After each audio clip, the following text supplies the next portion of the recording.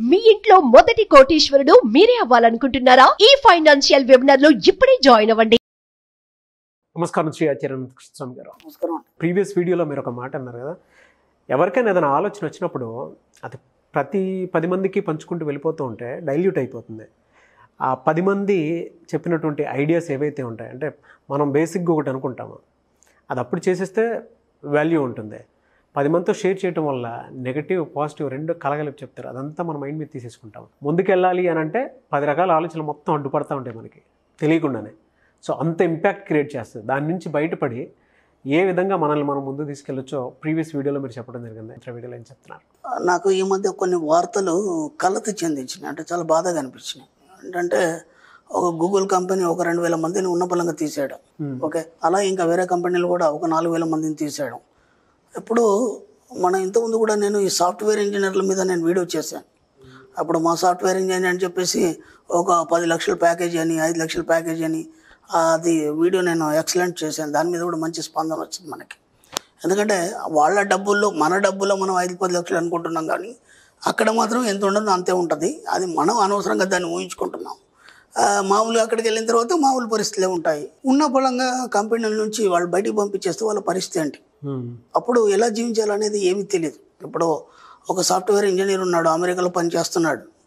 ఒక common man ఉన్నాడు మన దగ్గర, ఓకే, అనుకోకుండా ఇండియా వచ్చాడు, వాళ్ళ పల్లెటూరుకో ఎక్కడికో వచ్చాడు. ఒక వస్తువు తీసుకురా అబ్బాయి అని చెప్తే ఈ కామన్ మ్యాన్ ఈజీగా తీసుకొస్తాడు. అదే ఆ అబ్బాయికి ఏమీ తెలియదు, దాని మీద అవగాహన ఉండదు. ఇప్పుడు ఏమైపోతుందంటే చాలా ఇక్కడ ఈ జీవితం అనేది ఈ కామన్ మ్యాన్ ఎలా జీవించాలి ఎలా అనేది మొత్తం నేర్చుకున్నాడు. అక్కడ ఆ అబ్బాయికి ఏ అవగాహన లేకుండా ఏమైపోయిందంటే ఉన్న పొలంగా ఒక ఉన్నత స్థితికి వెళ్ళిపోయి అది అలవాటు అయిపోయింది. కాబట్టి ఉన్న పొలంగా వెనక్కి వస్తే ఇక్కడ ఈ అబ్బాయి హాయిగా జీవించగలడు, అతను జీవించలేని పరిస్థితి. ఇప్పుడు అదే పరిస్థితి ఏర్పడింది. మళ్ళీ అందరికీ కూడా పెద్ద పెద్ద కంపెనీల నుంచి అందరిని వే ఆఫ్ చేస్తున్నారు. చేసినప్పుడు వాళ్ళ పరిస్థితి ఏంది అనే దాని మీద నేను ఇంతకుముందు వీడియో చేయడం జరిగింది. ఇప్పుడు మళ్ళీ యాజ్ ఇట్ ఈస్గా అదే పరిస్థితి వచ్చింది. నేను ఏమంటానంటే ఈ సబ్జెక్ట్ మన సబ్జెక్ట్ ఏదైతుందో, నేను ఇంతకుముందు గతంలో కూడా ఎన్నోసార్లు చెప్పాను, ఈ సబ్జెక్ట్ అంతా యూత్ స్వీకరిస్తే బాగుంటుంది, యూత్ ఇటువైపు మలిగితే బాగుంటుంది. ఎందుకంటే నీకు ఎలా జీవించాలో తెలీదు, డబ్బు ఐశ్వర్యం సంపద ఎలా సంపాదించాలో తెలీదు.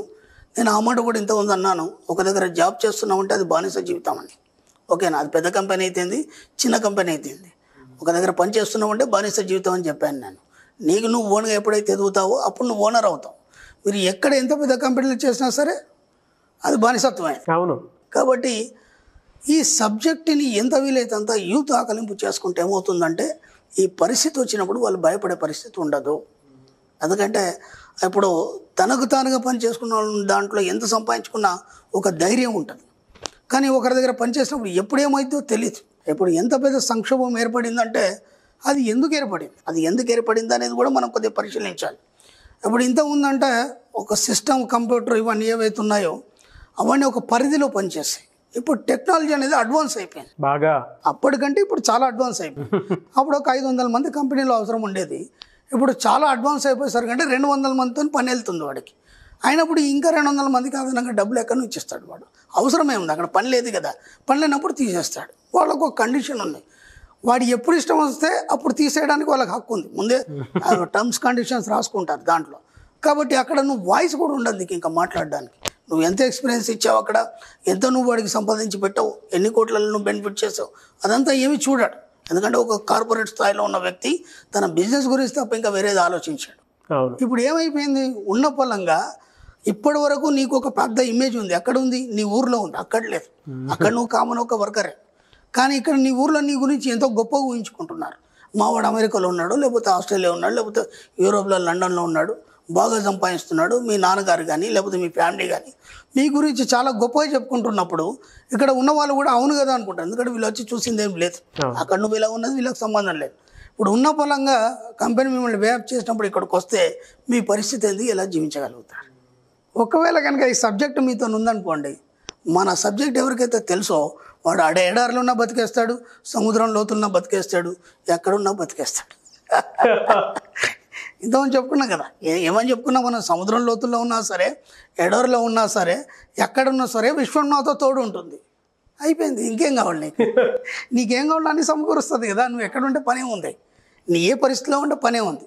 కాబట్టి ఎంత వీలైతే అంత యూత్ ఏం చేస్తారంటే మ్యాక్సిమం ఈ యొక్క సబ్జెక్ట్ని ఆకలింపు చేసుకోండి. ఎంత వీలైతే అంత ఈ యొక్క సబ్జెక్ట్ని ఆకలింపు చేసుకొని మీ యొక్క జీవితాన్ని ఎలా తీర్చిదిద్దుకోవాలి, కళలు కనండి. నేనేం చెప్పాను, కళలు కనడానికి ఏం ఖర్చు కాదు.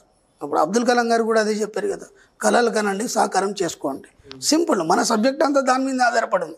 మీకేం కావాలో దాన్ని ఊహించుకోండి.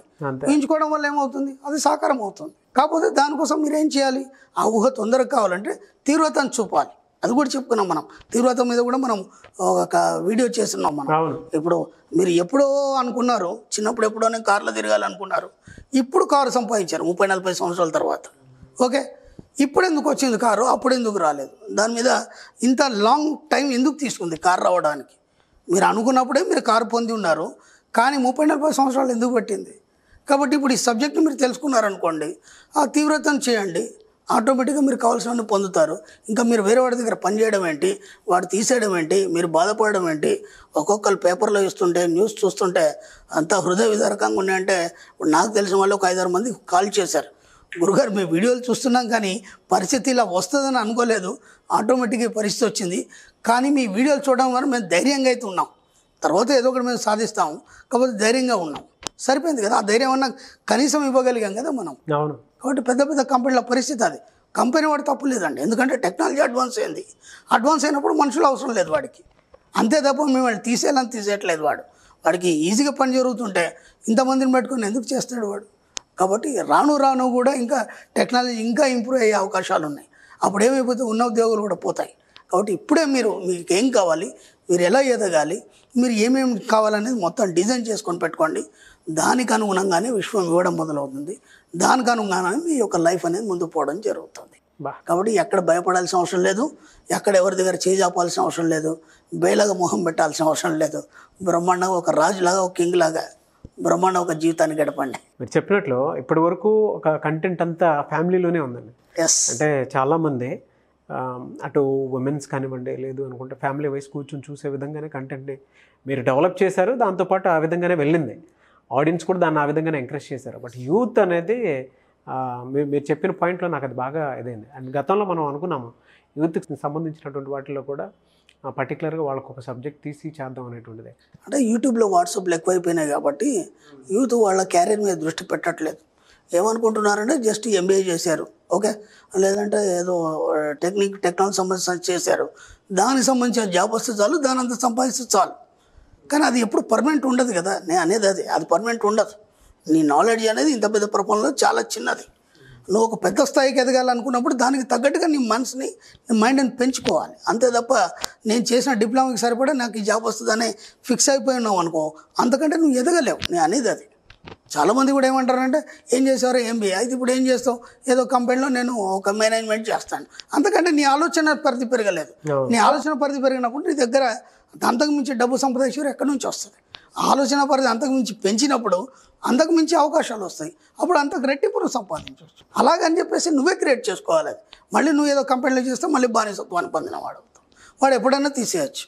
కాబట్టి మీకు మీరే క్రియేట్ చేసుకోవాలి, మీకేం కావాలని మీరే ఫోన్ చేసుకోవాలి. నేను చెప్పేది అది. వెరీ గుడ్ ఐడియా అండి. Thank you sir, thank you so much. Thank you.